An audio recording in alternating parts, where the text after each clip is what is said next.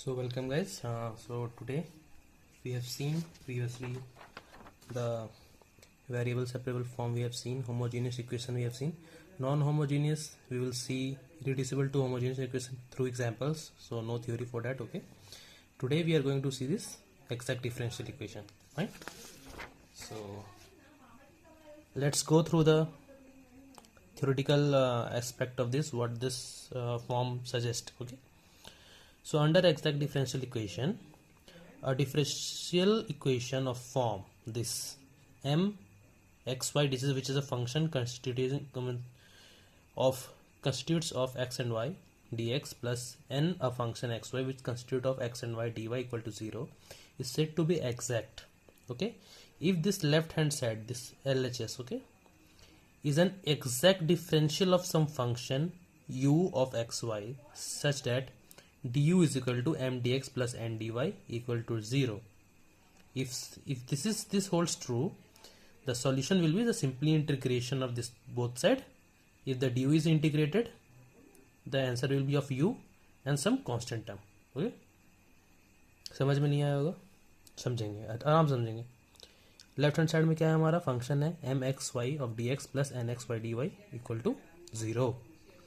ये exact differential equation तभी कहा जा सकता है जब इस सेट वाला M D X and N D Y कोई फंक्शन का डेरिवेटिव हो, नॉट डिफरेंशियल, डेरिवेटिव हो.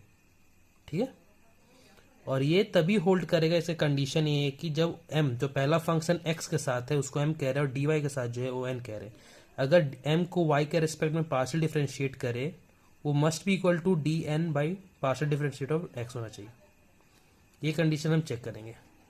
थ्योरेटिकल समझ में नहीं आएगा, इसको हम लोग अभी देखेंगे न्यूमेरिकल में क्या होता है. ठीक है, और इसका सॉल्यूशन निकालने का बहुत लेंदी अप्रोच है जो कि हम कॉम्पिटिटिव एग्जाम्स में यूज नहीं करेंगे.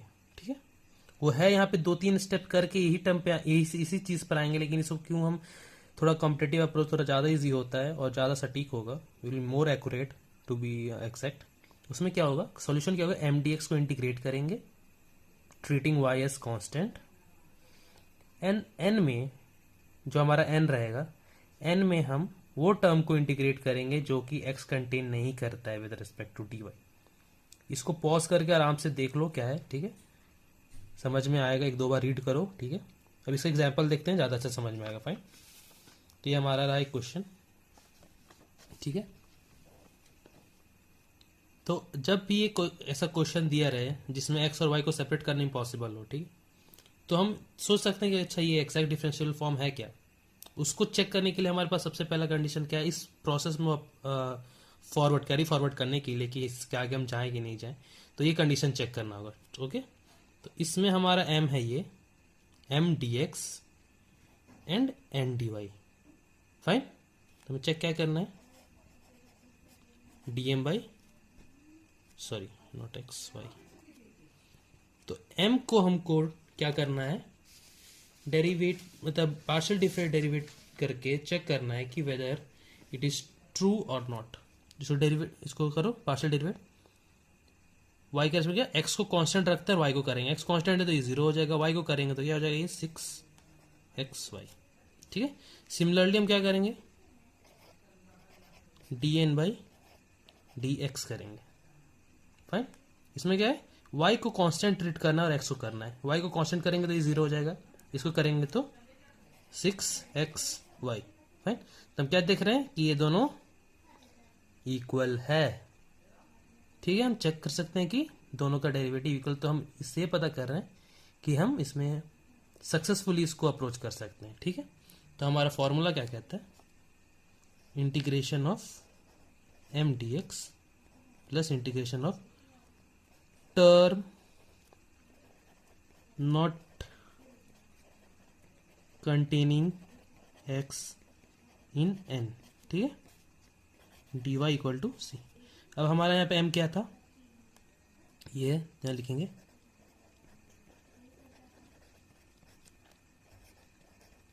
समझ में आ रहा है.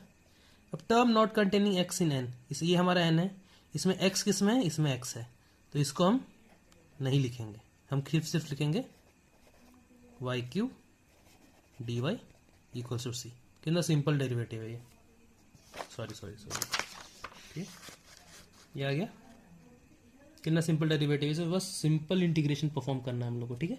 इसलिए इंटीग्रेशन क्या परफॉर्म होगा, ये हो जाएगा x 4/4 treating y as constant, मैंने पहले ही कहा, ठीक है, y को कांस्टेंट ट्रीट करना है।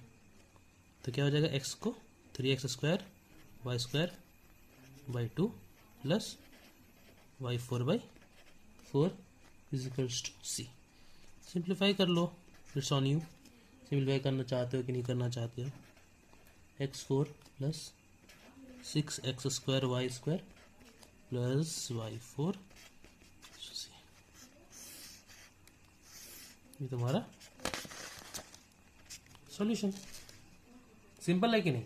इसमें जस्ट हम लोग क्या मेन प्रायोरिटी अपना ये चेक करने का, ये कंडीशन चेक करना है। If this condition holds true तभी हम इस अप्रोच को फॉलो करेंगे, अदरवाइज नहीं, ठीक है। Again, this reduction of non-exact differential equation to exact we will see use with the help of a numerical. Okay, now we'll see Leibniz linear equation and Bernoulli equation. Right. So let's start with our Leibniz linear equation.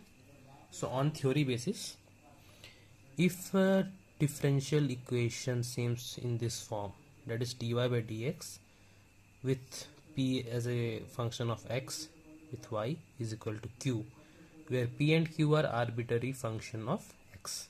Okay, for this kind of equation, for solving there are only 1 to 2 steps, just we have to remember those steps, okay, while solving this.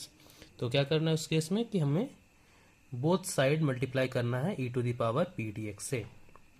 When we will do such things, such operation, then it will get simplified in a form so that we can perform integration easily.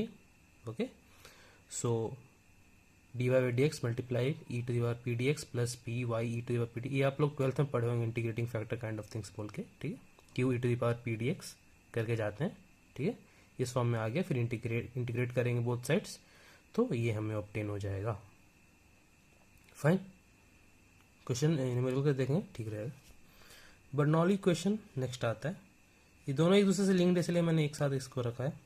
Just one difference क्या है, Q यहाँ पे सिर्फ अकेला रहता है without any function of Y involve in this, but in Bernoulli there is a Y function. Okay, Y function रहता है, बाकी सेम स्टेप्स रहेंगे, ठीक है।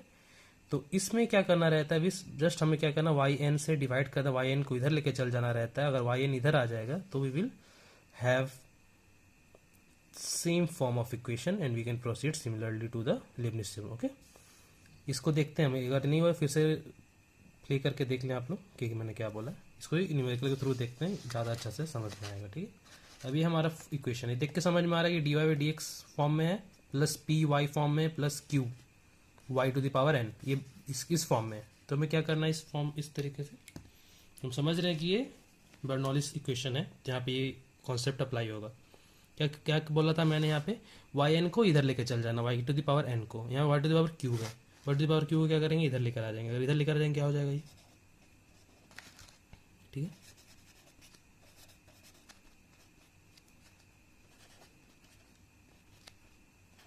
फाइन, ये आ गया।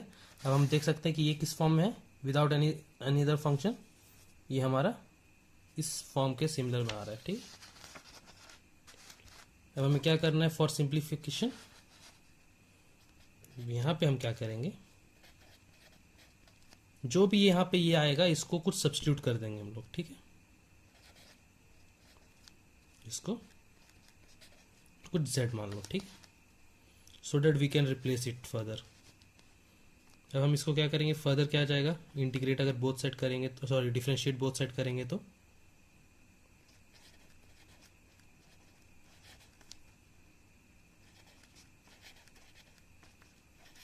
जस्ट सब्स्टिट्यूशन और का खेल है इसमें, ठीक है।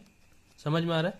इस फॉर्म में आने के बाद हमें इसको सब्स्टिट्यूट करना है या फिर इसको, तो यहाँ पे सोचने वाली बात होगी, ठीक है, कि वाई टू दी पावर -2 को सब्स्टिट्यूट करेंगे, वाई -3 को करें, वाई माइनस का पावर -2 को करेंगे तो -2 बाहर आएगा, वाई -3 आ जाएगा, जो कि हम देख सकते हैं यहाँ पे ऑलरेडी प्रेजेंट है। तो हम इसको एज ए होल सब्स्टिट्यूट कर सकेंगे। अगर तुम इसको कंसिडर करोगे z, तो ये वाई टू दी पावर -4 हो जाएगा, जो कि हमारा कोई यूज का ही नहीं है। कहीं है वाई टू दी पावर -4 नहीं है, तो हम इसको नहीं लेंगे।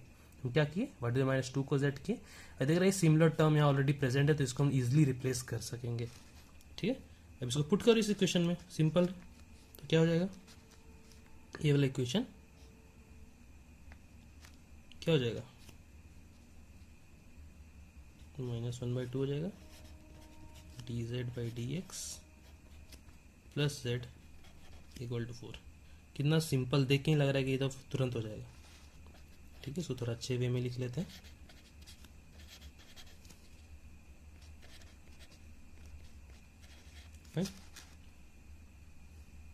ये अभी किस फॉर्म में आ गया हमारा, सिंपल फॉर्म में। ऐसे हमें क्या, इसके बाद क्या स्टेप हमें परफॉर्म करना था, e⁻ integrating of P D x.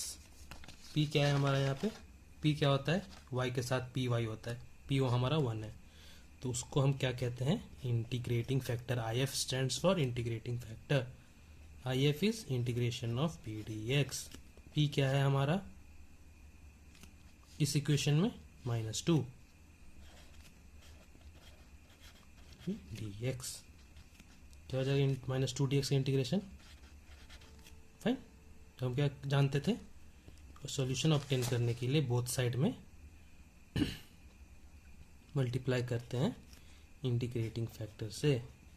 z into, ये इंटू है, integrating factor is equals to -8, फिर यहाँ पे इंटीग्रेटिंग फैक्टर लिखते थे dx प्लस c। देखो ये इसे ज़्यादा कंफ्यूज नहीं करने का, यहाँ y into e⁻ minus P D x है, y e⁻ integration of P D x क्या होता है, आई एफ हम लोग लिख रहे हैं, और यहाँ पे q इंटू ये भी आई एफ होता है। This is integrating factor, this is integrating factor. Just उसको हमने यहाँ पे ऐसे पुट करिए। ठीक है, सिंप्लीफिकेशन। इंटीग्रेटिंग फैक्टर क्या है, e⁻ -2x।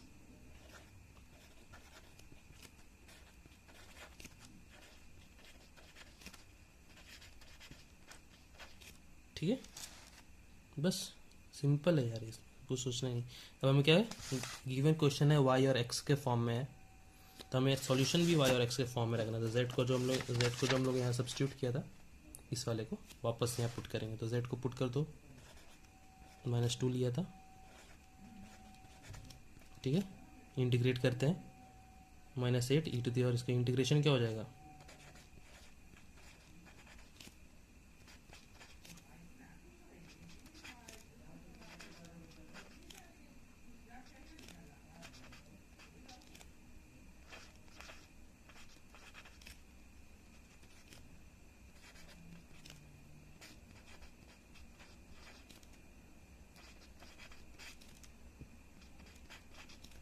ये हमारा आंसर हो गया।